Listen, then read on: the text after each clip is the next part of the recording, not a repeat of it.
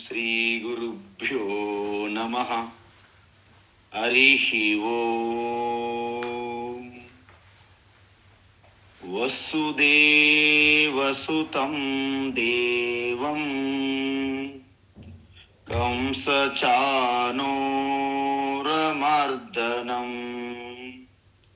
దేవకీ పరమానందం కృష్ణం వందే జగద్గురుం. తీర్త్వా మోహార్ణవం హత్వా రాగద్వేషాది రాక్షసాన్ సీతా శాంతి సమాయుక్త ఆత్మా రామో విరాజతే. ఆత్మా రామో విరాజతే. ఆత్మస్వరూప బంధుగణ భగవద్గీత జ్ఞానయజ్ఞంలో భాగంగా 10వ అధ్యాయం అంటే విభూతి యోగము చూస్తున్నాము. భగవాన్ తన యొక్క స్వరూపతత్వం అంతా తెలియజేశారు. అంటే ఏకరూప, అనేక రూప, నిర్గుణ, నిరాకార రూప. అయితే ఏకరూప నుండి ఉత్తీర్ణులైనటువంటి వారిని విశ్వరూపమునకు ఎలా అనుసంధానము కావాలి చెప్పారు. అందువలన ఆ విశ్వరూప భక్తులు ఎవరైతే అత్యంత భక్తి పారవశములో నిష్ఠతో ప్రీతిగా భజిస్తారో వారికి నిర్గుణ ఈశ్వర తత్వం తెలుసుకునేటట్లు ఈశ్వర సహాయాన్ని అందిస్తారు. అంటే జ్ఞానయోగములోకి వారిని తీసుకెళ్లేందుకు తగిన ఏర్పాట్లన్నీ స్వయంగా ఈశ్వర చేస్తారు. అంటే నేనే చేస్తాను అని పరమాత్మ శ్రీకృష్ణ చెప్పారు. అందుకే వారికి ఎటువంటి అడ్డంకులు ఉన్నా అవి తొలగించి వారికి ఒక యథార్థ తత్వాన్ని తెలియజేసే, అంటే శాస్త్రం ప్రామాణికంగా ఉపదేశం చేసే, బోధ చేసే గురువుని నేను పంపిస్తాను. అవసరమైతే నేనే స్వయంగా వచ్చి కూడా ఉపదేశిస్తాను అన్నట్టు చెప్పారు. అది అర్జునుడి సాక్షాత్తు భగవాన్ శ్రీకృష్ణ చేశారు. అయితే తర్వాత అర్జునుడి యొక్క రిక్వెస్ట్ ప్రారంభించారు. ఏం చేశారు? పరం బ్రహ్మ, పరంధామ, పురుషము, శాశ్వతము, దివ్యము అన్ని చెప్పారు. ఋషులు చెప్పారు, యోగులు చెప్పారు, నేను కూడా విన్నాను, నువ్వే స్వయంగా చెప్పావు భగవాన్ కృష్ణ. కాబట్టి ఇప్పుడు ఏమంటున్నారంటే ఈ విభూతులన్నీ నీకంటే గొప్పగా తెలిసిన వారు నీ గురించి ఎవ్వరూ లేరు. ఎందుకంటే ఆ ఋషులు కూడా, ఆ దేవతలు కూడా నీ ద్వారే వచ్చారు. అంటే వాళ్ళందరికీ కూడా నీవే కారణము. కాబట్టి నీకు తెలిసినంతగా ఇంకెవ్వరికి తెలియదు. కాబట్టి నీవు చెప్పినదంతా యథార్థ సత్యం సత్యం. కాబట్టి నీ గురించి మీకు తెలిసినంత ఇంకెవ్వరికి తెలియదు. కాబట్టి ఒకవేళ నాకు అది పూర్తిగా వివరించినట్లయితే, అంటే దివ్యా ఆత్మ విభూతయ, మామూలు కాదు, సంపూర్ణంగా మీ యొక్క దివ్యమైనటువంటి విభూతులు. ఎందుకు విభూతి అన్నారంటే, అలాగే దివ్యం అంటే మనం చూస్తున్నాం, ఇది ఒక అద్భుతమే, ఇది విభూతియే. నీళ్లు తాగుతున్నాం, ఆహారం తింటున్నాం, ఎలా జీర్ణమవుతుందో మనకు తెలియదు, అది విభూతియే. ప్రతి ఒక్కటి సృష్టిలో మనం చూస్తున్నవన్నీ విభూతులే. కానీ ఇలా సృష్టిలో ఉన్నవన్నీ చెప్పుకుంటే ఎక్కడైనా తరుగుతాయి. దివ్యమైన విభూతులు చెప్పండి అంటున్నారు అర్జున. అర్హసి, నీవే దానికి తగినవాడవు. యాభిహి విభూతిభిహి లోకాన్, విభూతిభిహి లోకాన్ అంటే ఈ లోకములో ఉన్న మొత్తము ఏ దివ్యమైన అలౌకికమైన విభూతులతో ఈ సృష్టి అంతా వ్యాపించి ఉన్నావో ఆ దివ్యమైన విభూతులు ఒక్కసారి నాకు విస్తారంగా, అశేషంగా అంటే సంపూర్ణంగా తెలియజేయండి కృష్ణ అని ఒక మంచి ప్రార్థనతో స్టార్ట్ చేశారన్న. అసలు ఎందుకు ఆ విభూతులు అడుగుతున్నారంటే ఇక్కడ చెప్తున్నారన్నమాట. ఏమిటి? కథం విద్యామహం యోగిన్, కథం విద్యామహం యోగిన్, కథం విద్యామహం యోగిన్, త్వాం సదా పరిచింతయన్, త్వాం సదా పరిచింతయన్, త్వాం సదా పరిచింతయన్, కేషు కేషు చ భావేషు, కేషు కేషు చ భావేషు, కేషు కేషు చ భావేషు, చింత్యోసి భగవన్మయా, చింత్యోసి భగవన్మయా, చింత్యోసి భగవన్మయా, కథం విద్యామహం యోగిన్, త్వాం సదా పరిచింతయన్, కథం విద్యామహం యోగిన్, త్వాం సదా పరిచింతయన్, కథం విద్యామహం యోగిన్, త్వాం సదా పరిచింతయన్, కేషు కేషు చ భావేషు చింత్యోసి భగవన్మయా, కేషు కేషు చ భావేషు చింత్యోసి భగవన్మయా, కేషు కేషు చ భావేషు చింత్యోసి భగవన్మయా. ఇప్పుడు పైన ఉన్న చూడండి, యోగిన్ స్త్వాం అని ఉంది. అది సంధి విడదీసినప్పుడు యోగిన్ త్వాం అవుతుందన్నమాట. అందుకే మనం విడదీస్తున్నాం కాబట్టి యోగిన్ అని మొదటి పాదములో చెప్పాము, రెండవ పాదములో స్త్వాం అనకూడదు, త్వాం అనాలి. సో అంతవరకు మనకి అర్థమైంది. సో ఓకే, ఉత్తమం. అయితే అర్జునుడు ఏమంటున్నాడంటే ఏదో సాదాసీదగా ఈ సృష్టి అంతా ఈశ్వరీభూతియే. ఎందుకు? విశ్వరూప భక్తులకి ప్రత్యేకమంటూ దేవాలయం ఏమి అక్కర్లేదు. ఎందుకంటే ఈ సృష్టి అంతా కూడా ఎక్కడ చూసినా ఈశ్వరు అలాగా ప్రకాశిస్తున్నారు. మొత్తం ప్రతి అణువు, ప్రతి చెట్టు, ప్రతి పుట్ట, ప్రతి రాయి, ప్రతి పక్షి, ప్రతి ప్రాణి, ప్రతి మనిషి, ప్రతి వాటిలో కూడాను, ప్రతి ఆలోచనలోను, ప్రతి మాటలోను, ప్రతి దృశ్యములోను భగవానే ప్రకటిస్తున్నాడు, ప్రకటమవుతున్నాడు, ప్రకాశిస్తున్నాడు. అందువలన ఈ విశ్వరూప భక్తులకి ఆకాశములోను, వాయువులోను, అగ్నిలోను, భూమి, జలములో అన్నిటిలో కూడా పరమాత్మయే. సూర్యచంద్ర నక్షత్రాల్లో కూడా వారికి ప్రత్యేకమైనటువంటి వారికి ఒక దేవాలయంకే వెళ్ళాలి, అక్కడే చూడాలి. దేవాలయం అంటే ఏంటి?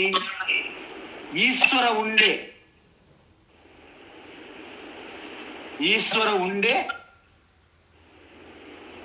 స్థానం కదా. మరి విశ్వరూపం అర్థం చేసుకున్న వారికి ఎక్కడ లేరు ఈశ్వరు, అంతటా ఉన్నారు. కాబట్టే దేహో దేవాలయ ప్రోక్త జీవో దేవ సనాతన అని చెప్పారు. అప్పుడు ఈ దేహమే వారికి దేవాలయం అయిపోతుంది కదా.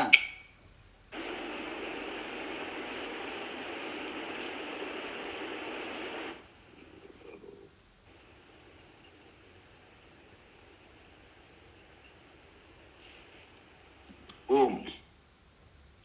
అందువలన పలాయన ప్రత్యేకమైన స్థానం అంటూ ఏమీ అవసరం లేదు. ఎవరికి?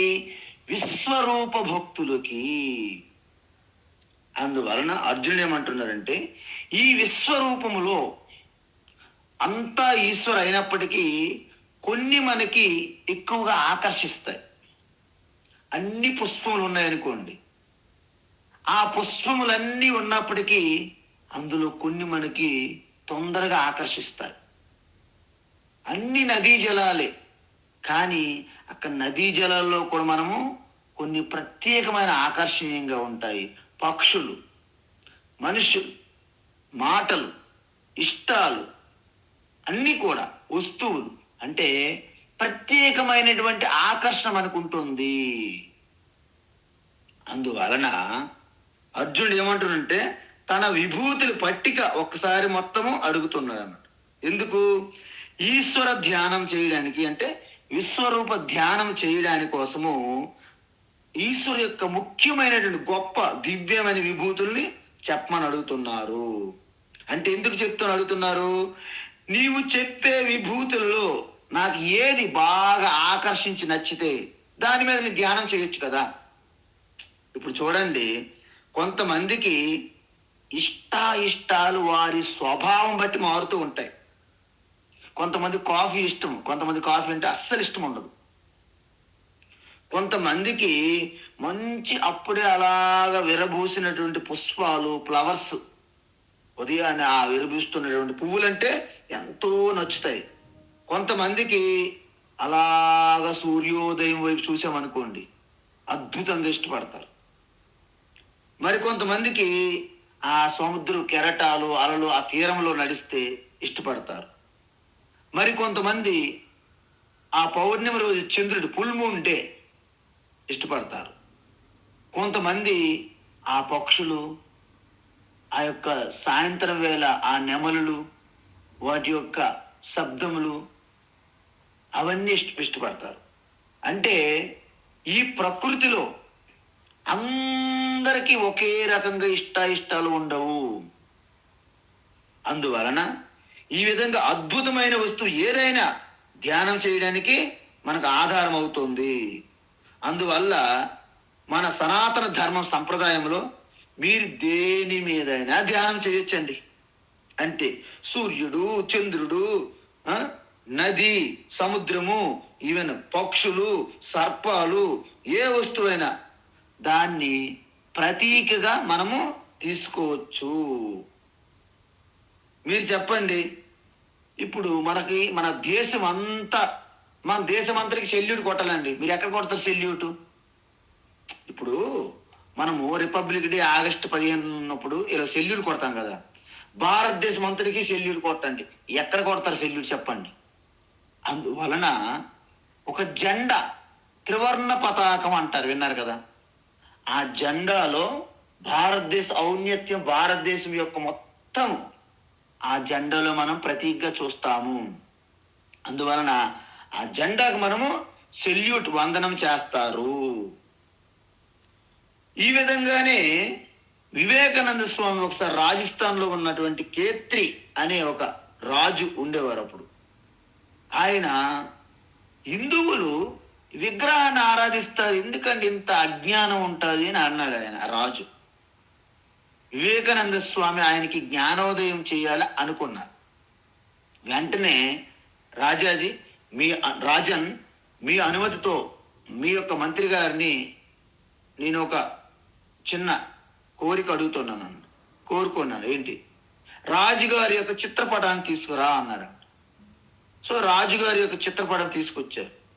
తీసుకొచ్చినప్పుడు అన్నారు, ఏ మంత్రి, ఈ చిత్రపటాన్ని కింద నేలపైన పెట్టు అన్నారు. ఎందుకు అప్పటికే ఆయన సంశయం పడుతున్నాడు, పెట్టాలా వద్దని, రాజు కోపడతాడని. సరే రాజుగారు అన్నారు, ఓకే అన్నారు. రాజుగారు నా కాళ్ళతో దీనిపైన తొక్కవచ్చునా, ఆ మంత్రి గారు అన్నారు. మంత్రి గారు చాలా కోపం అయిపోయి, రాజుకు కూడా ఒక రకమైనటువంటి కోపావేశం వస్తుంది. వెంటనే అడిగారు, రాజా మీరు అక్కడ సింహాసనం మీద కూర్చున్నారు కదా, చిత్రపటం కింద ఉన్నది, చిత్రపటం మీరు కాదు కదా, దానిపైన కాలు వేస్తే మీకెందుకు అంత కోపం అన్నారు. అది నా పటం అన్నారు. అంటే ఆ చిత్రపటం చూస్తే నేనే గుర్తొస్తున్నాను రాజు అన్నాడు. మరి హిందూ ధర్మములో కూడా అదే చేస్తున్నారు. ఏం చేస్తున్నారు అంటే, మనం ఎటువంటి వస్తువు కానీ, రూపము కానీ, ఆకారం కానీ దేనిపైన అయినప్పటికీ ఈ విశ్వరూప శరీరంగా ఉన్న ఈశ్వరుని మనము ఆవాహన చేయవచ్చును. అందుకే మనము పసుపు ముద్ద చేసి భగవాన్ గణపతిని ఆవాహన చేస్తున్నాం. చిన్న రాయి యందు, చిన్న చెట్టు యందు,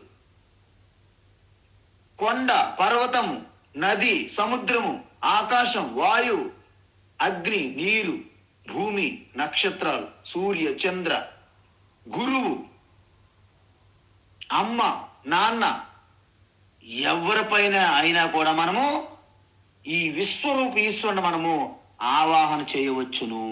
ఇది మీరు మర్చిపోకండి.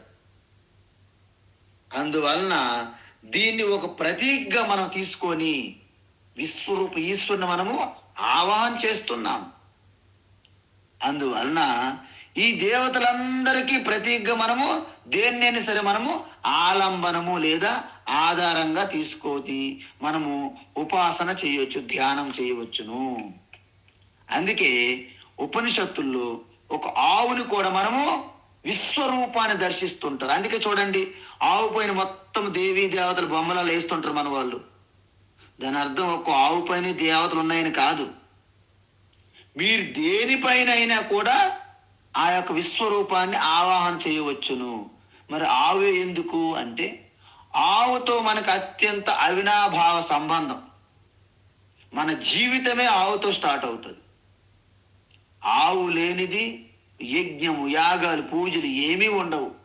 అందుకే ఋషులు, యోగులు ఎక్కడ ఆశ్రమాలు ఉన్నా అక్కడ గోశాలలో ఆవు ఉండి తీరాల్సిందే. వశిష్ఠుల దగ్గర నందిని అనే ఒక కామధేను వచ్చిందనమాట. అందువలన గోవు యందు, ప్రతి ప్రాణి యందు కూడా మీరు, ప్రతి వస్తువు యందు కూడా మీరు ఆ విశ్వరూపం అంతటిని ఆవాహన చేసి మీరు ధ్యానం, ఉపాసన చేయవచ్చును. బృహదారణ్యక ఉపనిషత్తులు అయితే ఒక గుర్రం, అశ్వమేధానికి వాడుతున్నటువంటి గుర్రం మీద మొత్తం విశ్వరూప ఈశ్వరుని మొత్తం ఆవాహన చేశారు. ఓం ఉషావా అశ్వస్య మేధ్యస్య శిరః సూర్యశ్చర్వాత ప్రాణో వ్యాతమగ్నిర్వైశ్వానర సంవత్సర ఆత్మా అశ్వస్య మేధ్యస్య. దాంట్లోనే మొత్తము సూర్యుడు, చంద్రుడు, స్వర్గము, పాతాళలోకము, మొత్తము సంవత్సరాలు, నెలలు, పక్షములు అన్ని కూడా ఆ యొక్క ఆ గుర్రములోనే ఆవాహన చేసి విశ్వరూపంగా దర్శించారు. ఎందుకంటే అలా మనకు నచ్చని ఏ వస్తువునైనా మనము తీసుకొని దానిలో యావత్తు సమష్టి ప్రపంచాన్ని మనం చూడగలగాలి. దానిని విరాట్ ఉపాసన లేదా విరాట్ ఈశ్వర ధ్యానము అంటారు. అయితే అలా చేయడం వలన మనకు లాభం ఏమిటి, ప్రయోజనం ఉండాలి కదా.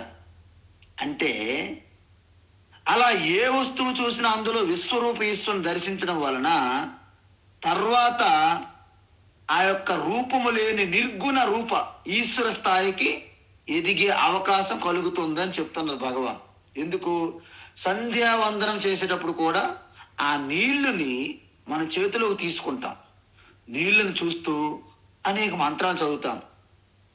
ఆపో వా ఇదగం సర్వం విశ్వభూతాన్యాప ప్రాణావా ఆప పసవ ఆప అన్నమాపో అమృతమాప సమ్రాడాపో విరాడాప సర్వదాప చందాగుం స్వ ఆపో జ్యోతిగం శాపో యజుగుం శాప సత్యం ఆప సర్వా దేవత ఆపో భూర్భువస్సు ఆపవో అంటారు. అంటే మొత్తము సకల సృష్టి, విశ్వ దేవతలు, సర్వం పంచభూతములు అంత కూడా ఆపహ అంటే నీటి యందే మనము దర్శిస్తున్నాము ఆవాహన చేసి.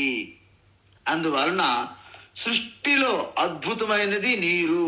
అందువలన నీరు లేనిది ఏది జరగదు కాబట్టి నీటి యందే పరమాత్మ దర్శిస్తున్నాము. అదేవిధంగా త్వాం అహం విద్యా, నాకు నీ యొక్క ఉన్నత స్వరూపం తెలుస్తుంది. ఎలా తెలుస్తుంది? విశ్వరూపానంతటిని పదే పదే పదే పదే ధ్యానం చేయడం వలన ఆ యొక్క నిర్గుణ రూపానికి వెళ్తారు. ఎలా వెళ్తారు? ఇంతకుముందు మనం చూసాం. తేషాం సతతయుక్తానా భజతాం ప్రీతిపూర్వకం దదామి బుద్ధియోగం అన్నారు కదా. అప్పుడు జ్ఞానయోగంకి వెళ్ళి శ్రవణ మనన నిధిధ్యాసనం ద్వారా తెలుసుకుంటాను అని అర్జునుడి యొక్క అభిప్రాయం.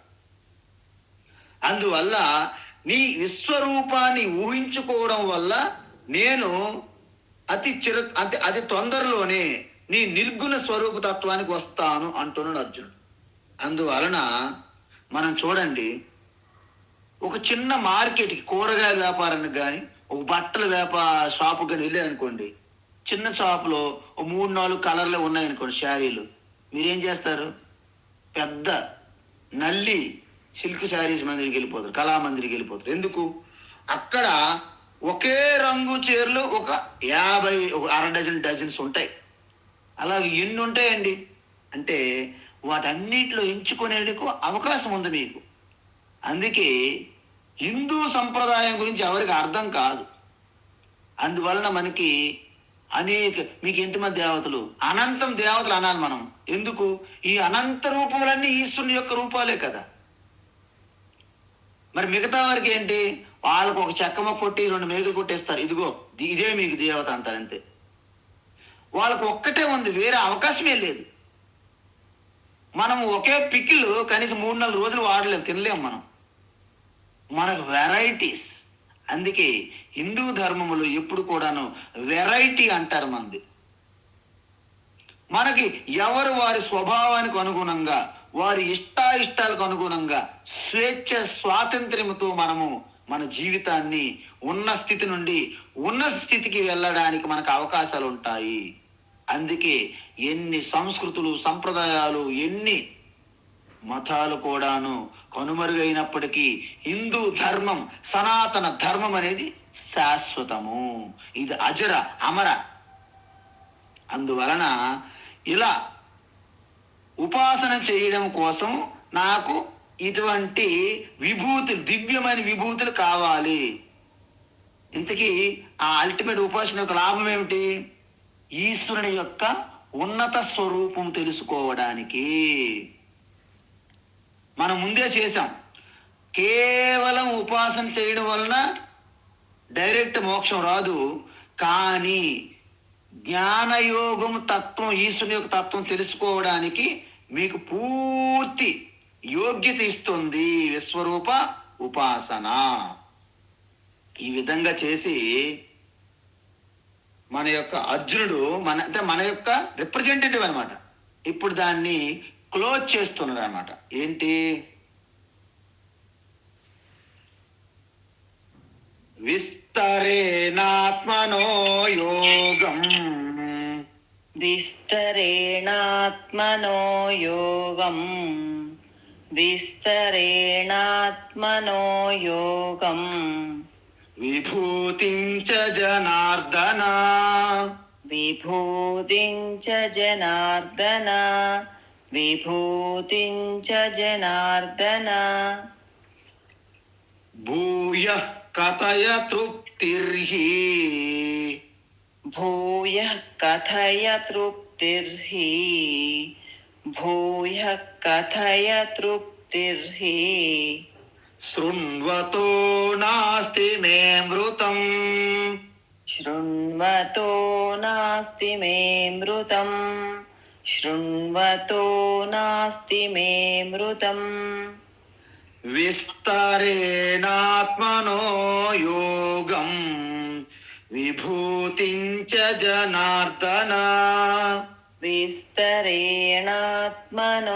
యోగం విభూతిం చ జనార్దన విస్తరేణాత్మనో యోగం విభూతిం చ జనార్దన భూయః కథయ తృప్తిర్హి శృణ్వతో నాస్తి మే మృతం.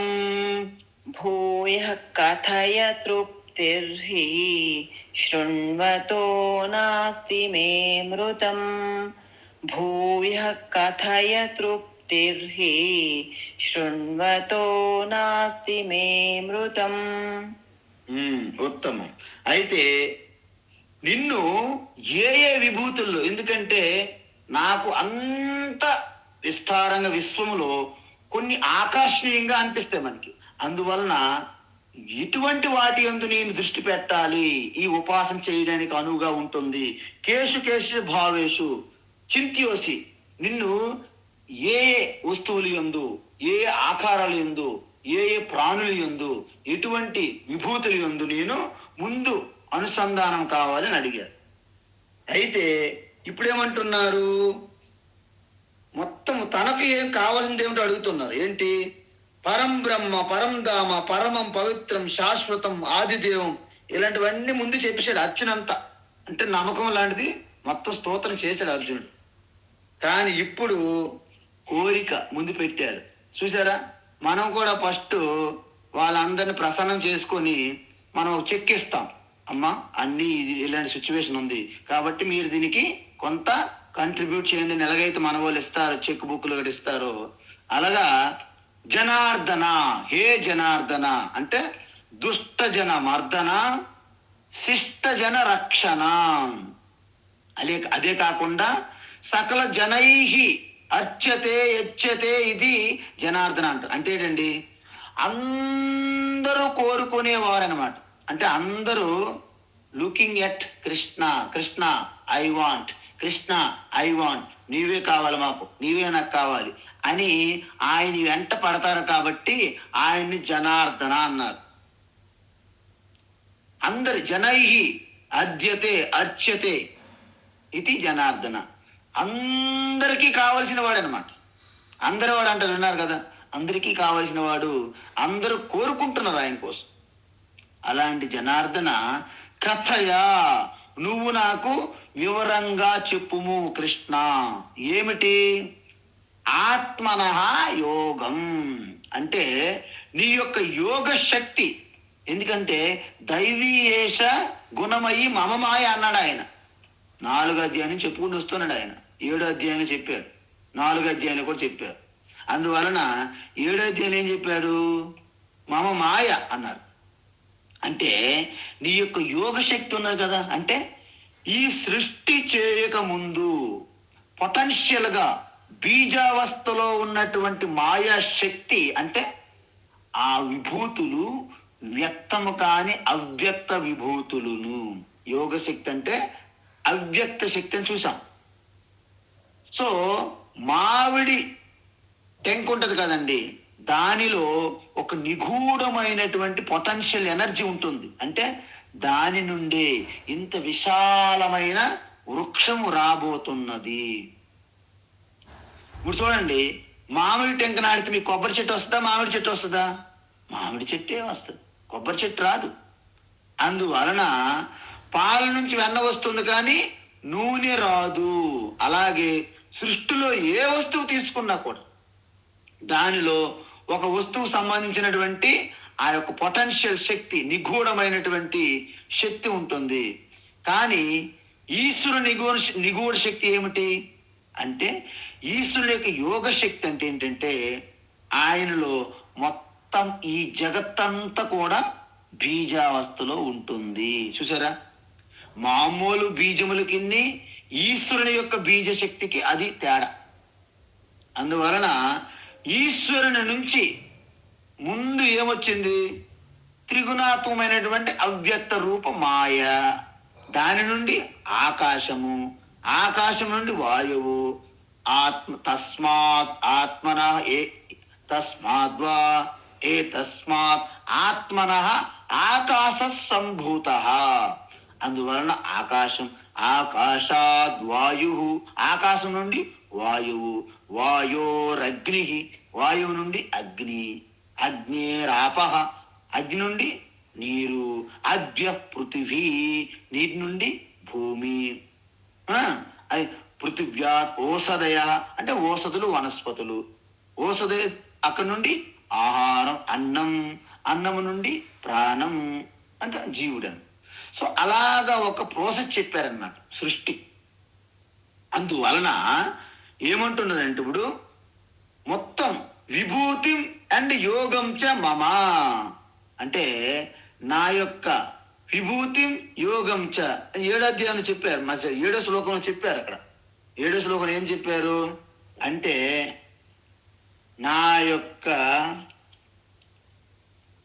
చూసారా 7వ శ్లోకం, ఏతాం విభూతించ యోగం చ మమయో వేత్తి తత్వతః అంటే ఎవరైతే నా అవ్యక్త విభూతులు మరియు వ్యక్తమైన విభూతులు రెండు కూడా పూర్తిగా తెలుసుకుంటారో వారు పూర్తిగా నా యొక్క విశ్వరూపంతోనే అనుసంధానమై ఉంటారని చెప్పారు ఇంతకుముందు.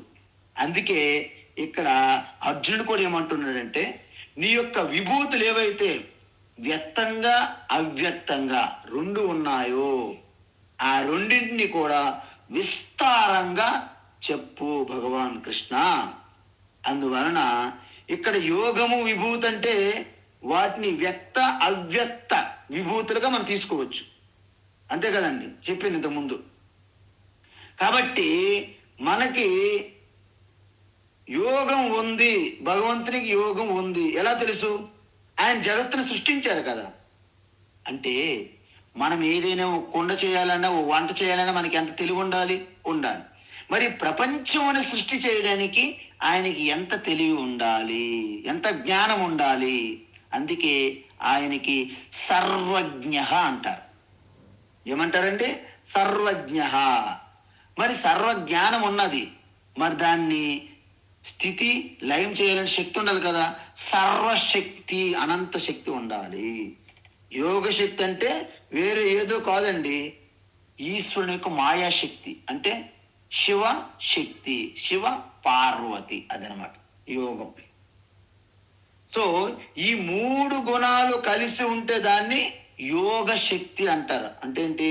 సత్వ రజ తమో గుణాలు మిశ్రమం, గుణానా మిశ్రహ ఇది యోగ అన్నారు. ఇక్కడ దాని అర్థం అన్ని దగ్గర తీసుకోకూడదు మీరు.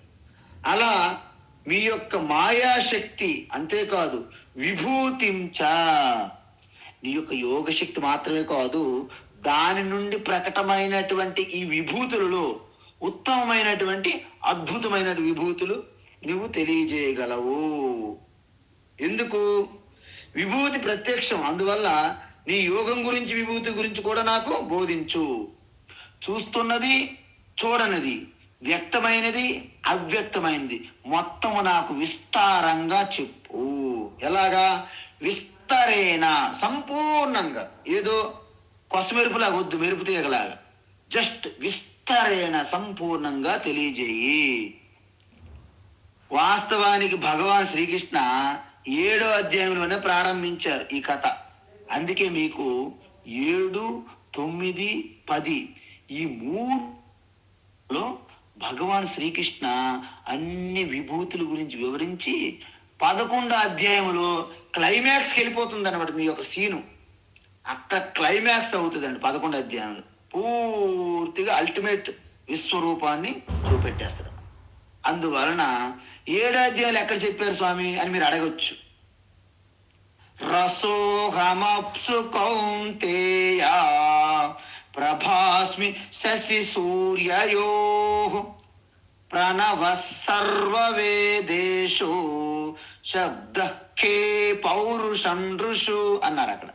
అంటే మొత్తానికి నీటిలో ఉన్న రుచి, ఆ సూర్యచంద్రులో ఉన్నటువంటి కాంతి తేజస్సు, అదేవిధంగా సకల వేదములకి సారభూతమైనది ఓంకారం నుండి వచ్చింది. అదేవిధంగా ఆకాశంలో ఉన్నటువంటి శబ్దము, సకల ప్రాణులు, మనుషుల్లో ఉన్నటువంటి ఆ పరాక్రమం, పౌరుషం, అదంతా ఈశ్వరుని నేనే అని చెప్పారు అక్కడ. మళ్ళీ 9వ అధ్యాయంలో కూడా చెప్పారు, అహం క్రతురహం యజ్ఞ స్వదాహమహమౌషధం మంత్రోహమహమేవాజ్యం అహమగ్నిరహం హుతం పితాహమస్య జగతః మాతా ధాతా పిత, అన్ని కూడా నేనే చెప్పాను. ఇక్కడ 10వ అధ్యాయంలో కూడాను ఈ సృష్టిలో ఉన్నటువంటి సప్త ఋషులు, సనత్ కుమారాది మొత్తం వాళ్ళంతా బయట ఉన్నటువంటి సృష్టి అంతా నేనే, లోపల ఉన్న బుద్ధి, స్మృతి, మేధ, భయం, అభయం అంత, అంటే లోపల బయట అంత సృష్టి నేనే అని చెప్పారు. కాబట్టి ఇప్పుడు భగవాన్ ఏమంటున్నాడంటే భూయ అంటే కృష్ణ పరమాత్మకు ఒక డౌట్ రావచ్చు, ఈ చెప్తుందంతా అర్జునుడు మర్చిపోతుంది, నేను ఎందుకు చెప్పాలి, బెటర్ టు స్టాప్ అనుకోవచ్చు కదా. ఇప్పుడు మీరు ఈవేళ భగవద్గీత క్లాస్ విన్నారు, రేపు వచ్చి ఏంటి ఏం క్లాస్ అవుతుంది, స్వామీజీ ఏం చెప్తారు, ఎక్కడ చెప్తారు అన్నారనుకోండి, ఇక నేను చెప్పడం వృధా. ఎందుకంటే ఏ రోజుకి ఆ రోజే మీరు మర్చిపోతున్నారు. అందువలన అర్జునుడికి అలా అనిపించింది, ఓహో మళ్ళీ నేను అడుగుతున్నానంటే భగవానికి అర్థమైపో ఉండొచ్చు, ఎందుకు నేను విన్నదంతా మర్చిపోతున్నానేమో. అందువలన అర్జునుడు ఏమంటాడంటే, భగవాన్ మీరు చెప్పినవంతా నేనేమి మర్చిపోలేదు, ఎందుకు భూయ కథయ, మళ్ళీ చెప్పు, నువ్వు చెప్పావు కరెక్టే, కానీ మళ్ళీ విస్తారంగా చెప్పు. భూయ కథయ అంటే మనం కూడా ఈ మధ్య మన ఊళ్ళో నాటకాలు, డ్రామాలు అయ్యేవి, ఎక్కువ అయ్యేవి. అప్పుడు సత్యహరిచంద్ర నాటకం నుంచి అయితే వారు మంచి డైలాగ్ చెప్పారు అనుకోండి, వన్స్ మోర్ అంటుంటారు. పైకి వెళ్ళి ఎవరో 10 రూపాయలు 20 రూపాయలు ఆయనకి ఒక పిన్నితో గుచ్చి మళ్ళీ రిపీట్ చేయండి ఆ సాంగ్ అంటారు. ఎందుకండి, విన్నప్పుడు కూడా మీకు ఇంకా తృప్తి పూర్తి కలగలేదు, అందువలన మళ్ళీ వన్స్ అగైన్ వన్స్ మోర్ అంటారు. ఆ విధంగానే అర్జునుడు కూడా ఇక్కడ భగవానికి ఏమంటారంటే వన్స్ మోర్, మరొకసారి. ఎందుకు, తృప్తి మే నా అస్తి, ఏ భగవాన్ నాకు ఇప్పటి వరకు మీరు చెప్పినటువంటి విభూతులు ఏవైతే పైన చెప్పారు, 7, 9, 10 అధ్యాయంలో కూడా కొన్ని చెప్పారు ఇప్పటి వరకు, వాటి వలన ఇంకా నాకు పూర్తి తృప్తి కలగలేదు, తృప్తి నేను చెందలేదు, ఇంకా వినాలని కుతూహలం ఉన్నది నాలోన. కాబట్టి నీవు ఇక్కడ ఆపకుండా వాటిని పూర్తిగా ఇంకా కొనసాగించవలను. మే శృణ్వతః, నేను విన్నప్పటికీ నాస్తి తృప్తి, అంటే తృప్తి లేదు. అందువలన ఎందుకు తృప్తి లేదు, అది అమృతం కాబట్టి. ఇప్పుడు ఏదైనా సరే అల్పము నాశనం అయిపోయినవైతే సర్లేండి, వాటి మీద విరక్తి రావడానికి. మరి ఈశ్వర విభూతులు అమృతత్వం కదా, అది అమృతం కాబట్టి వింటున్న కొలది ఇంకా వినాలి అని నాలో కలుగుతుంది. కాబట్టి నువ్వు విస్తారంగా మళ్ళీ మరొకసారి చెప్పు అంటే వివరంగా చెప్పమంటాను, ఇంకా మరి ఏదో మచ్చుకు కాదు. ఈ విధంగా అర్జునుడు భగవాన్ యొక్క విభూతుల గురించి చెప్పమని 12వ శ్లోకంలో ప్రారంభించాడు. ఆయన 12 నుండి 18వ శ్లోకం వరకు చెప్పారు. ఏం చెప్పారు, 12 నుండి 15 వరకు స్తుతించారు భగవాన్ని గొప్పతనాన్ని. 16 నుండి 18 వరకు తనకి మరొకసారి విస్తారంగా విభూతుల్ని చెప్పమని అడిగారు. ఎందుకు చెప్పమన్నారు, వాటి ద్వారా ధ్యానము ఉపాసన చేసుకోని అనువుగా ఉంటుందని. సో ఇప్పుడు మనం ఏం చేయాలి, ఇప్పుడు ఉన్నటువంటి విశ్వరూప ఈశ్వరుడి అర్థం ఏంటంటే, ఈ సృష్టి అంత ఈశ్వరే కదా, అంటే నిర్గుణ నిరాకార శుద్ధ చైతన్య ఈశ్వర ప్లస్ పేర్లు, ఆకారాలు, నామరూపాలు కలిపితే ఈ జగత్తు సృష్టి వచ్చింది. అన్ని ఈశ్వర సృష్టి అయినప్పటికీ కొన్నింటిని చూసామనుకో మనము వాటి వైపు ఆకర్షించబడతాము అని ముందే చెప్పాం మనం. కాబట్టి ఆ ఆకర్షింపబడతాం కాబట్టి వాటి ద్వారా ముందు మన ధ్యానం ఉపాసన చేయడానికి అనువుగా ఉంటుంది కాబట్టి ఆ విభూతులు నాకు ముందుగా తెలియజేయము అని భగవాన్ని ప్రార్థించారు అర్జునుడు అన్నాడు. ఇప్పుడు మరి ఆయన ప్రార్థనని కృష్ణ పరమాత్మ మరి నో అనకూడదు కదా. ఎందుకు? ఆయన గొప్ప జగద్గురు యోగేశ్వర కృష్ణ. ఏ ఊరుకోవా అర్జున, నీకేమైనా చిన్నపిల్లడవా? ఆల్రెడీ ఇంతకు ముందే చెప్పాను, 7 అధ్యాయాలు చెప్పాను, 9 అధ్యాయాలు చెప్పాను, ఇప్పుడు కూడా నా గురించి చెప్పాను, మళ్ళీ అడుగుతావేంటయ్యా, నీకేమైనా బుద్ధి ఉందా అని అనాలి ఇంకెవరైతే. కానీ భగవాన్ శ్రీకృష్ణ అత్యంత కరుణామయులు. వారు ఎంతటి వారికైనా సరే ప్రేమించగలరు, ఎంతటి వారికైనా సరే వారు అడిగింది 100 కాదు ఎన్నిసార్లు అని చెప్తారు. భగవద్గీత మొత్తం మీరు వింటే ఎంత ఓపికండి కృష్ణ. అందుకే గురువులందరూ కూడా ఆ శ్రీకృష్ణుడి నుంచే నేర్చుకుంటున్నారు. మీరు ఎన్నిసార్లు అడగండి అమ్మా, నేను అంటున్నాను. కారణం ఏంటంటే ఆయనే మనకి స్ఫూర్తి ప్రదాత. అందువలన శ్రీ భగవాను వాచ అంతతే కథయిష్యామి. శ్రీ భగవానువాచ హంతతే కథయిష్యామి హంతతే కథయిష్యామి. దివ్యాహ్యాత్మ విభూతయః దివ్యాహ్యాత్మ విభూతయః దివ్యాహ్యాత్మ విభూతయః. ప్రాధాన్యతః కురు శ్రేష్ఠ ప్రాధాన్యతః కురు శ్రేష్ఠ ప్రాధాన్యతః కురు శ్రేష్ఠ. నాస్త్యంతో విస్తరస్య మే నాస్త్యంతో విస్తరస్య మే నాస్త్యంతో విస్తరస్య మే. హంతతే కథయిష్యామి దివ్యాహ్యాత్మ విభూతయః. హంతతే కథయిష్యామి దివ్యాహ్యాత్మ విభూతయః. హంతతే కథయిష్యామి దివ్యాహ్యాత్మ విభూతయః. ప్రాధాన్యతః కురు శ్రేష్ఠ నాస్త్యంతో విస్తరస్య మే. ప్రాధాన్యతః కురు శ్రేష్ఠ నాస్త్యంతో విస్తరస్య మే. ప్రాధాన్యతః కురు శ్రేష్ఠ నాస్త్యంతో విస్తరస్య మే. ఉత్తమం. అయితే ఇప్పుడు ఇక్కడ భగవాను ప్రారంభిస్తున్నారు. ఏమిటి? 19వ శ్లోకము నుండి ఇంచుమించుగా 41 శ్లోకం వరకు పూర్తిగా ఆ విభూతి వర్ణనం అంటే ఈశ్వర విభూతి జ్ఞానం గురించి చెబుతున్నారు. అందువల్ల దివ్యములైనటువంటి ఆ విభూతులు ప్రతి దాన్ని టచ్ చేస్తుంటారు అన్నమాట. ఎందుకు? పూర్తి చెప్పడానికి ఎవరికి వీలు కాదు కాబట్టి, ఆయనకే వీలు కాదు అన్నారు. అందువలన ఈశ్వరు ఏమంటున్నారు? హంత. సరే, ఓకే, బాగా చెప్పావు, ఓకే, మంచిదే, బాగా చెప్పావు అర్జున, సరే నేను ప్రయత్నిస్తా. ఇక్కడ హంత అంటే కొంతమంది వక్ర రూపమైన అర్థాలు కూడా చెప్తారు. హంత చంపేస్తున్నావురా నాయన, ఎంతరా నన్ను చంపేస్తావు అని ఒక అతను వచ్చి అన్నాడు నా దగ్గర. ఒరి బాబు, అది కాదు ఇక్కడ అర్థము. నువ్వు చంపేస్తున్నావా, పెంచుతున్నావా, చంపుతున్నావా అని అలాంటి అర్థాలు కాదు అని చెప్పాను. ఎందుకు? హంత అంటే ఓకే, ఎనఫ్, బాగా చెప్పావు, చాలా బాగా చెప్పావు, అడిగావు, బాగా చెప్పావు అని అర్థం అన్నమాట. అంటే ఆత్మ విభూతయ తే కథయిష్యామి. కాబట్టి నువ్వు ఎంత శ్రద్ధాభక్తితో బాగా అడిగావు కాబట్టి నువ్వు అడగడంలో కూడా ఒక న్యాయం ఉన్నది. ఎందుకు?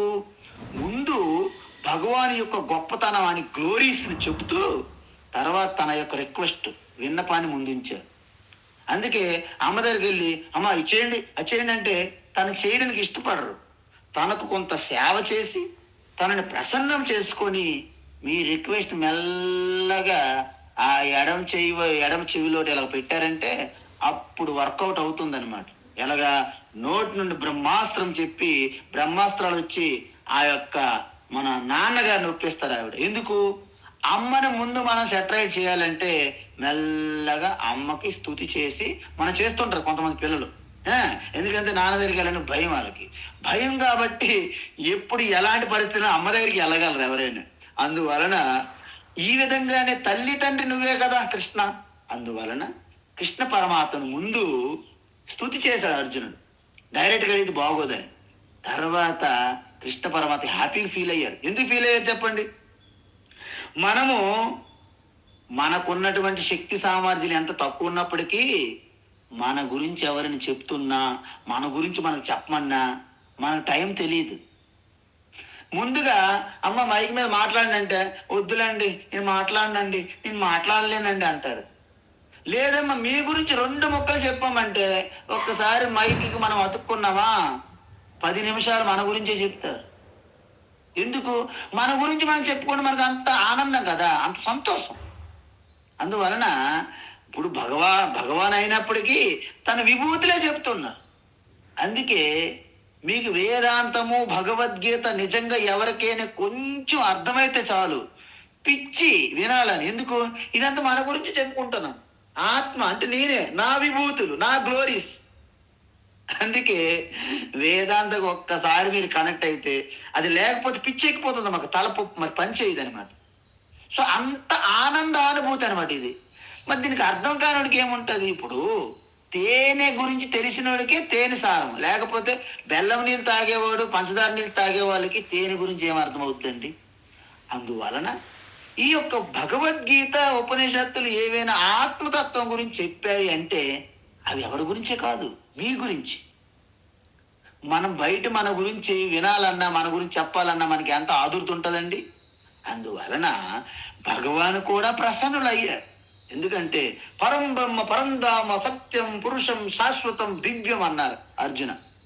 అందువలన ఆత్మ విభూతయతే కథయిష్యామి, నేను తప్పకుండా నీ కోసము నా యొక్క విభూతులన్నీ చెప్తాను, వివరిస్తాను. అర్థమైందండి? అది కూడా ఎటువంటి విభూతి? దివ్యాహ అంటే నువ్వు సాధారణంగా నీ అనుభవంలోకి రానటువంటి విభూతులు, దివ్యమైనటువంటి అసాధారణమైనటువంటి ఎక్స్ట్రాడినరీ అంటారు, వినారా? ఎక్స్ట్రాడినరీ. ఓ వాళ్ళు ఎక్స్ట్రాడినరీ అండి, ఆయన సామాన్యులు కారండి బాబు, అసామాన్యులు అంటారు. అంటే అసాధారణమైనటువంటి విభూతుల గురించి నేను చెప్తాను. ఇంతకుముందు చూసినట్టుగా ప్రతిదీ ఈశ్వరుని విభూతి అని మనం చెప్పాం. ఎందుకు? ఈ సృష్టిలే ఈశ్వరుని యొక్క ఇది లేనిది గడ్డి పోసు కూడా కదలదు, చీమ కూడా నడవదు. కాబట్టి శివుని ఆజ్ఞ లేనిది చీమ అయినా కదలదు, కుట్టదు అంటాం. కాబట్టి అంత ఈశ్వరుని విభూతి అయినప్పటికీ కొన్ని ఆకర్షణీయంగా ఉంటాయి. ఎందుకంటే మన కనురెప్పలు తీసినా మూసినా ఈశ్వర విభూతియే, మనం గుటక వేసిన మింగినా ఈశ్వర విభూతియే, సకల ఈశ్వర విభూతియే. అందువలన మనకు ఉపనిషత్తుల్లో ప్రతి ఒక్కదాని యందు ధ్యానం చేయమన్నారు. మీరు నమ్ముతారో లేదు కానీ చెప్తే మీకు అంత ధైర్యం ఉండాలి, మరి అంగీకరించేది విని ఎంచగలగాలి మీరు. ఆ శక్తి ఆ ధైర్యం ఉండాలి మీకు. ఏంటి? యేవం వేద క్షేమ ఇతి వాచి యోగక్షేమ ఇతి ప్రాణాపానయో కర్మేతి అస్తయో గతిరితి పాదయో విముక్తిరితి పాయో. చూసారా? అంటే ప్రాణపానము శ్వాస మీద, అదేవిధంగా మన యొక్క చేతుల మీద, మన కాళ్ళ మీద, అదేవిధంగా మన మలం విసర్జించే అవయవం పైన కూడా మనము ఈశ్వర ధ్యానం చేయొచ్చు అని ఉపనిషత్తుల్లో చెప్పారు. నేను అందుకే చెప్తాను, ఏవచ్చు సృష్టిలో మలమూత్రాలని మనము తక్కువగా హీనంగా చూస్తున్నాం. ఎందుకు? మలమూత్రాలు కూడా ఈశ్వరు కంటే బయట లేవు కదా, అది గమనించండి మెల్లగా. అందువలన ఈశ్వరునికి పూజ అనేది బాహ్యంగా ఆరంభంలో బాహ్య శుభ్రత అంతర్శుభ్రత తీసుకుంటాం. తర్వాత ఈశ్వరుని కంటే మీకు భిన్నంగా కనిపి అసలు అనుభూతే రాదు ఆ తర్వాత మీకు. అందుకే ఇలా చెప్తే అమెరికాలో స్వామి చిన్మయానందకి ఒక అమెరికన్ అడిగాడంట, Swamiji, you are saying everywhere is you can do meditation on Ishwara, right? అంటే ఎక్కడైనా సరే, ఎప్పుడైనా సరే, దేని మీదైనా సరే ఈశ్వరుని ఆవాహన చేసి ధ్యానం చేయొచ్చు అన్నారు కదా. సో వాట్ అబౌట్ వాష్రూమ్ అన్నాడంట అమెరికన్ ఒక అతను. అంటే వాష్రూమ్లో కూడా చేయొచ్చు అన్నాడంట. అప్పుడు మీకు తెలుసు కదా, స్వామి చిన్మయానంద అనేవారు వారు ఎంటకంటే ఆన్సర్ ఇస్తారు. ఆయనే మోమాటము, సెంటిమెంట్లు, ఇవి ఆడవాళ్ళు మగవాళ్ళు ఇవి ఇక్కడ అనకూడదేమో, అమ్మో అయ్యో అలాంటి ఉండవు అనమాట ఆయనకి. ఆయన అన్నారు, yes, washroom, washroom is the best place for meditation అన్నాడట ఆయన. ఎందుకు? అక్కడ విముక్తి ఇది. అంత ఎంత ఫ్రీడమ్ అండి. ఇప్పుడు మీకు మనకు తెలియట్లేదు. మీరు బస్సులోనో ట్రైన్లోనో వెళ్తే మనకి ఆ ఎమర్జెన్సీలో కదలలేక 2 గంటల మధ్యలో ఉండిపోతే ఒక్కసారి మీరు ఆ వాష్రూమ్కి వెళ్తే ఎంత ఫ్రీడము. అబ్బా, అదే అసలైన మోక్షం అనిపిస్తుంది మనకి. ఒక్కొక్కసారి బయట యాత్రలు చేసేటప్పుడు అంత పెద్ద క్యూ ఉంటుంది, మనకేమో ఎమర్జెన్సీ. ఎలా ఉంటుంది పరిస్థితి? ఒక్కసారి మీరు వాష్రూమ్లోన ఫ్రీ అయిపోయారు అనుకోండి, ఆహా, అక్కడ ధ్యానము చిదానంద రూప శివోహం శివోహం స్పష్టంగా చేయొచ్చు ధ్యానము. అంటే దీని మీకు ఏమర్థమైంది? ఈ జగత్తులో మంచి చెడులు ఏమి లేవు, అంత ఉన్నది ఈశ్వరయే. ఆ స్థితికి వస్తారన్నారు మీరు. అందువలన ఇక్కడ ఏమంటున్నారంటే ప్రాధాన్యత అంటే ముఖ్యమైనటువంటి, అందులో శ్రేష్టమైనవి మాత్రమే చెబుతాను. ఎందుకు? ఈ దివ్యమైన విభూతులు కూడా అనంతం అండి, అవి కూడా నేను పూర్తిగా చెప్పలేను. అందువలన విస్తరస్య అంతః నాస్తి. అర్జున, పూర్తి చెప్పమంటున్నా చూడు, అవి చెప్పడం ఎవరితో అవి కాదు. ఎందుకు? వాటికి అంతం లేదు కాబట్టి ఓ కురుశ్రేష్ఠ, చూసారా? అంటే కురు వంశములో అత్యంత ఉత్తముడైనటువంటి అర్జున, కురుశ్రేష్ఠ ఎందుకన్నారు? తర్వాత కూడా అంటారు కృష్ణ, పాండవానాం ధనంజయ, పాండవుల్లో ఉత్తముడైనటువంటి ధనంజయ నా విభూతి నువ్వే. అంటే నీ పైన కూడా నన్ను ఆవాహన చేసి ఉపాసన చెయ్యవచ్చును. అందుకే చూడండి, చిన్నప్పుడు మేము ఈ గర్జనలు వచ్చేటప్పుడు మా అమ్మగారు చెప్పేవారు, ఓ అర్జునుడి పేరు తలుచుకో, నీకు భయం ఉండదు అనేవారు. అర్జున, పాల్గొన, కిరీట, ధనంజయ, శబ్దవేది, శైవ చాచి, అనేక పదాలు 10-11 పేర్లు ఉన్నాయి ఆయనకి కూడా, మనకి దశావతారాల్లాగా. అవి చదివేవాళ్ళం. అంటే దీన్ని బట్టి మనకు అర్థమేమైంది? ప్రతిదీ ఈశ్వర విభూతియే. అందులో అద్భుతమైనటువంటి ఆకర్షణీయమైనటువంటి దివ్యమైన విభూతులు ఇక్కడ నుండి ప్రారంభిస్తున్నారు. అవి రేపటి నుండి మనము విస్తారంగా చూద్దాం. హరి ఓం తత్సత్. సర్వం శ్రీకృష్ణార్పణమస్తు.